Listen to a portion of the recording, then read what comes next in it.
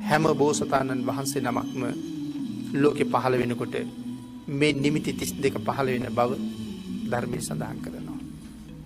ඒ නිමිති ධර්මයේ විශේෂයෙන් සිහිපත් කරලා තියෙනවා. නමුත් අද බහුලව අහන්න ලැබෙන්නේ නැත්තේ මිනිස්සුන්ගේ ශ්‍රද්ධාව මදි ඒ කරුණු පිළිගන්න හින්දා. නමුත් අනාගත බුද්ධ වංශ දේශනාව නිසා මෛත්‍රී මහබෝසතාණන් වහන්සේ මොනතරම් ආශ්චර්යමත් විදිහට ලෝකෙ පහළ වෙනවද කියන කාරණාව දැක ගන්න අපි කරුණු 32 විතරක් මේ විදිහට කෙටියෙන් සිහිපත් කරමු. විශේෂයෙන් බෝසතාණන් වහන්සේ මව් කුසෙන් බිහි වෙන්න ආසන්න වෙනකොට තව මොහොතයි බිහි වෙන්න මේ මහ පොළොව විශේෂයෙන් කම්පා වෙනවා කියලා සඳහන් කරනවා. නිකම්ම නෙමෙයි පැහැදිලි කරන්නේ කම්පා වෙවි ප්‍රකම්පණය වෙනවා කියලා සිහිපත් කරනවා. තව මොහොතින් මහ පොළොවට පය තියෙන මේ මහා පුරුෂෝත්තමයන්න් වහන්සේ දරන්න මහ පොළොවට ශක්තිය මදි නිසා මහ පොළොව කම්පා වෙන්න පටන් ගන්නවා. ඒක තමයි පළවෙනි කාරණාව. දෙවෙනි කාරණාව හැටියට 10000ක් සක්වල පුරා සුවිශේෂී ආලෝකයක් පැතිරලා යනවා. ඒ විශේෂ නිමිති 32කින් තව කරුණක්. තුන්වෙනි කාරණාව හැටියට ಜಾති අන්ධයෝ ඇස් ලබනවා. උපතින් අන්ධ වෙලා ඉන්න අය මහ බෝසතාණන් වහන්සේ උපදින්න ඔන්න මෙන්න කියන කාලේ උපදිනවත් එක්කම ඇස් දෙක ලබනවා. ඒගොල්ලන්ට අය කවදාවත් ඇස් නැති වෙන්නේ නැහැ. ಜಾති බිහිරෝ කන් ලබනවා. අන්ධයන්ට ඇස් ලැබෙනවා. බිහිරන්ට කන් ලැබෙනවා. ගොළුවන්ට කතා කරන්න පුළුවන් වෙනවා. මේක සුවිශේෂී කාරණාවක්. කුදු වෙලා ඉන්න අයගේ කුදු බව නැතුව යනවා. කොර වෙලා ඉන්න අයගේ කොර බව නැතුව යනවා. බැඳලා ඉන්න සියලුම සත්‍යයන්ගේ බන්ධන ලෙහෙනවා කියලා සඳහන් කරනවා. අට මහ නිරේ සියලුම ගිනි නිවෙනවා කියලා පින්නතුනි සඳහන් කරනවා. ඔසුපත් නිරයන් ප්‍රධාන කරගත්ත 136ක් සියලුම නිරයන්ගේ ගින්දර නිවෙනවා. නිරි සතුන්ට පවා අපමණ සුවයක් උදා කරලයි මහ බෝසතාණන් වහන්සේ මනුලව උප්පත්තිය ලබන්නේ. සඳහන් කරනවා പ്രേත ලෝකී പ്രേතයන්ගේ බුද්ධාන්තර ගණන් බඩගින්න හිටපු പ്രേතයන්ගේ බඩවල් පිරෙනවා කියලා. පිපාසාව සංසිඳෙනවා කියලා මේ මොහොත වෙනකොට.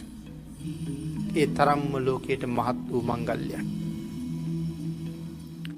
තිරිසන් සත්තුන්ගේ බය නැතුව යනවා කියලා සඳහන් කරනවා.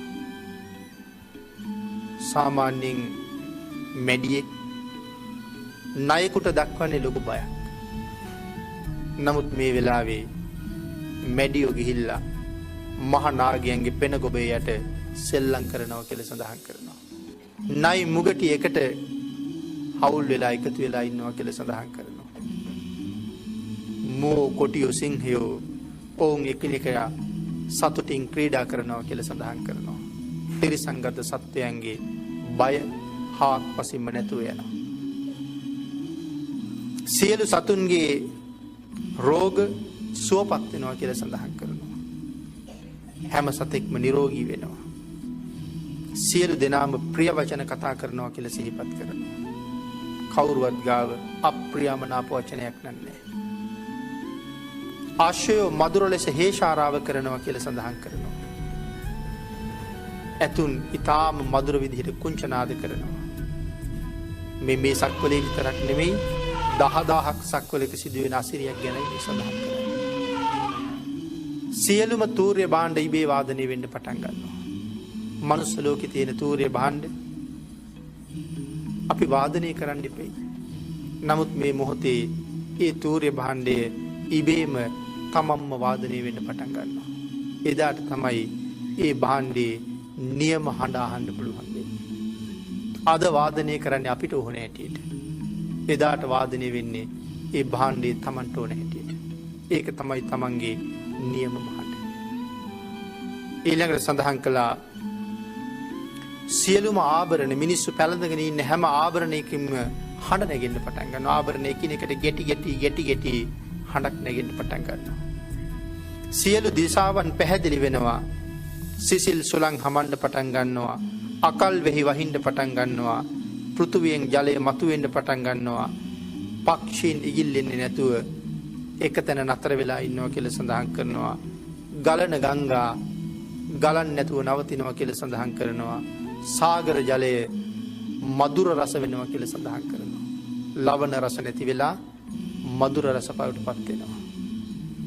හිරු බැසගෙන හිරු බැබලෙද්දීම තරුත් බැබලෙන්න පටන් ගන්නවා.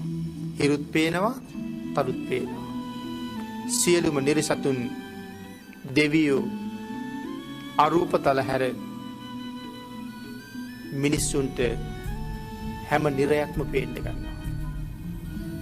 මිනිස්සුන්ට දිව්‍ය ලෝක 6ම පේනවා. මිනිස්සුන්ට අරූපතල 4යි අසඤ්ඤ තලයයි හැර ඉතුරු බ්‍රහ්ම ලෝක 15ම පේනවා. එහෙම අපූර්ව මොහොතක් උදා වෙනවා.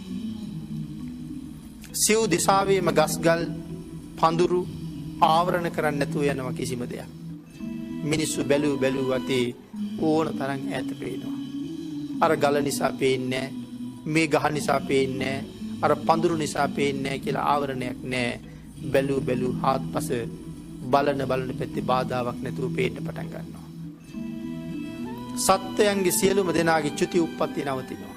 කිසිම සතෙක් මැරෙන්නෙත් නැහැ. කවුරුවත් අලුතෙන් උපදින්නෙත් නැහැ. දිව්‍යමය සුවඳ 10000ක් සක්වල පුරාම පැතිරෙනවා.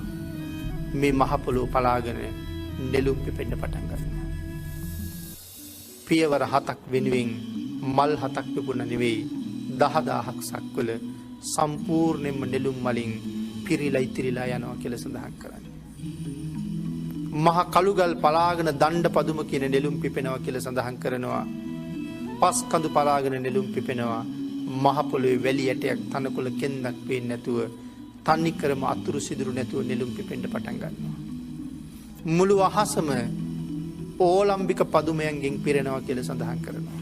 අහස් තලයේ පේන්නේ කාටවත් තනිකරම නෙළුම් මල් වියනක් 10000ක් සක්වල පුරාම පැතිරුණා කියලා සඳහන් කරනවා. 10000ක් ලෝක ධාතුව වටා මල් වැල් ඇදෙනවා කියලා සඳහන් කරනවා.